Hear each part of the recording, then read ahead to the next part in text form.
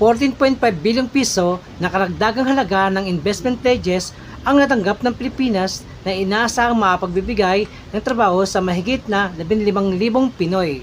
Ito ang resulta ng opisyal na pagbisita ni Pangulong Ferdinand Romualdez Marcos Jr. sa Japan.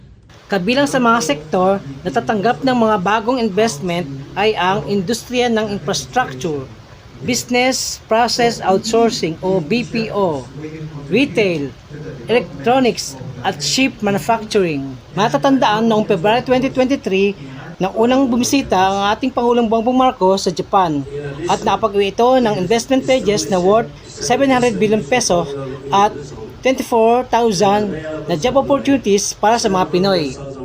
169.7 bilyong pesos na kapital ang nailabas na mula sa naunang investment pledges.